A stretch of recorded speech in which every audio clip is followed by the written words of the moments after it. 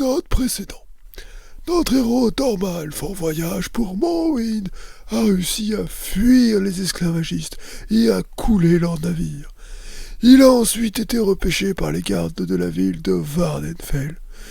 Ceux-ci lui ont demandé de s'expliquer, mais grâce à l'intervention de Nariu, il est maintenant libre. À peine sorti de l'ambassade qu'il croise la route d'une elfe noire qui demande de l'aide. Je vous en prie, aidez-nous! Il y a un exalté blessé sur la route devant Sédanine. Tout se sent, il faut l'aider! Je devrais peut-être me mêler de mes affaires, mais peut-être y a-t-il de l'argent à se faire, et je meurs de faim. Après quelques pas, Thormalf aperçoit 4 personnes penchées sur quelqu'un. En s'approchant, il voit qu'il s'agit d'une personne en armure. Il entame donc la discussion avec l'une des personnes afin de comprendre la situation. Pardonnez-moi, étranger, mais j'ai assez à faire comme ça.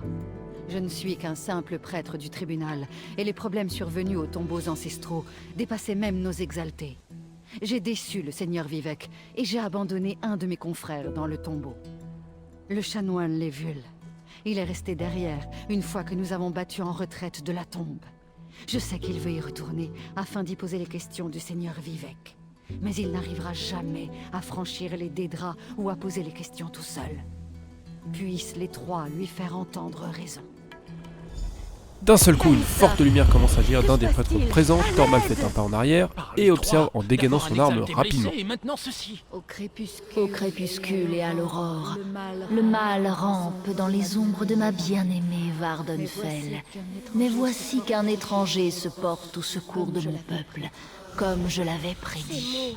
Il semblerait que cette entité m'adresse la parole, mais je ne comprends pas vraiment. Que se passe-t-il ici ? Que Vivec me protège. C'était Azura, la reine du ciel nocturne. Et vous, elle s'est adressée directement à vous, étranger. Je m'étonne que le prince Dédra brave le courroux du seigneur Vivec pour annoncer une prophétie. Mais elle a bien dit que vous veniez nous aider.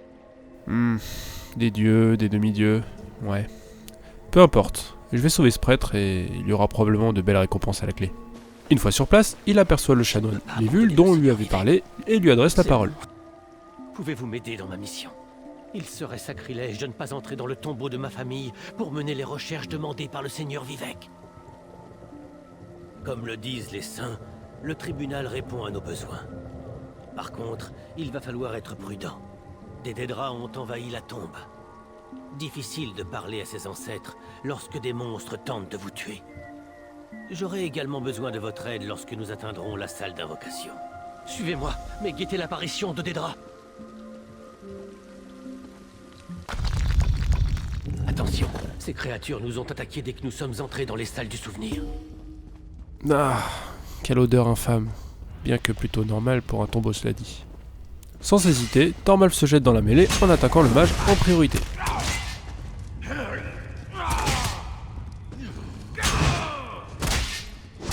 Après quelques coups, les Dédras tombent au sol. Après ce combat expéditif, ils fouillent la pièce à la recherche d'éventuels trésors. Certains diront que c'est honteux, et ils auront probablement raison, mais Thormalf a appris qu'il vaut mieux vivre dans la honte plutôt que d'avoir les bourses vides. S'ensuit une suite de couloirs pour enfin arriver dans la chambre d'invocation.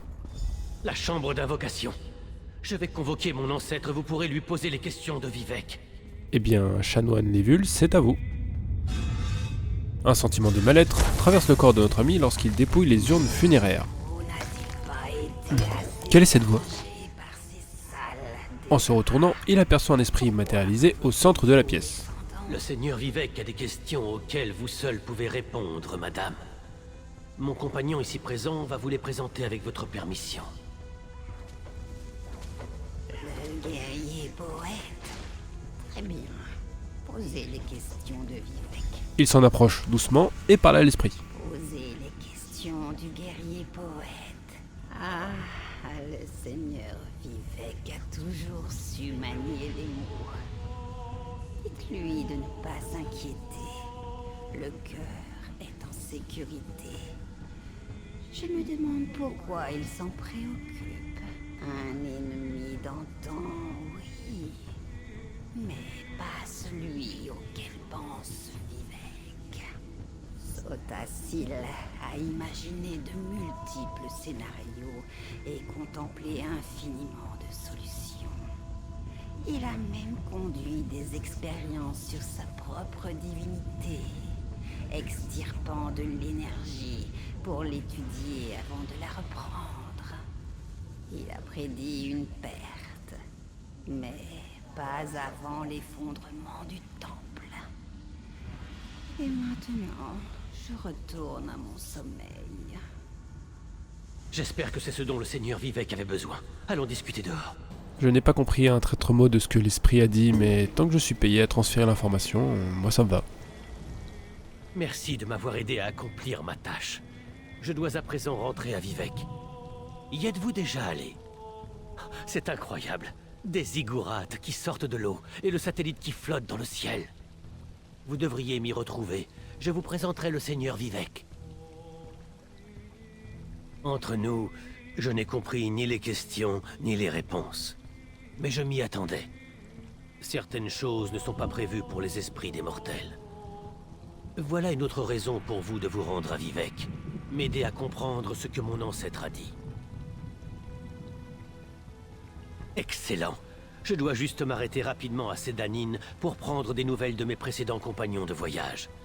Lorsque vous serez à Vivek, dirigez-vous directement vers le palais et je vous y retrouverai. Rencontrer à Dieu J'ai l'impression qu'on se fout de moi, mais je n'ai pas eu de paiement et il semblerait que le chanoine n'ait rien de valeur sur lui. Allons voir ce dieu. Cette ville semble animée. Je vais prendre quelques bricoles avant d'aller voir ce fameux dieu. J'ai justement entendu parler d'un receleur sous la ville. Je n'ai plus qu'à le trouver. Non, pas ici.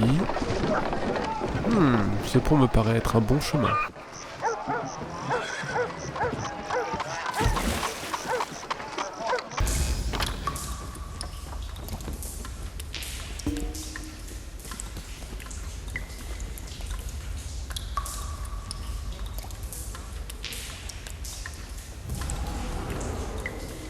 Je peux acheter vos marchandises? Suite à cela, Tormal se sépare de toutes les marchandises qu'il a pu dérober et s'empresse d'aller voir le seigneur des lieux. Celui-ci domicile dans une espèce de pyramide qui surplombe toute la ville. Vivek soit loué. Eh ben, une belle vue par ici.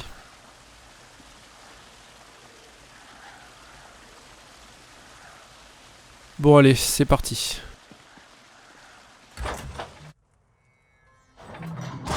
Une fois à l'intérieur, Tormalf aperçoit 3 individus. Il y a le chanoine, croisé précédemment, une personne d'un âge avancé, l'air érudite, et un individu lumineux qui ne semble pas être humain. Alors c'est lui Vivek. Ouais. Il a un style particulier. Les étrangers ont leur utilité. Et celui-ci m'intrigue. Entendu. Je serai dans mon bureau si vous avez besoin de moi. Avancez, amis de Lévul, et de Vison. Le chanoine Lévul a dit que vous l'aviez aidé lors de sa mission. Comme je l'ai écrit, celui qui aide mon allié devient mon ami. Malgré les inquiétudes de l'archichanoine, je vous accueille avec sincérité et pose une question simple.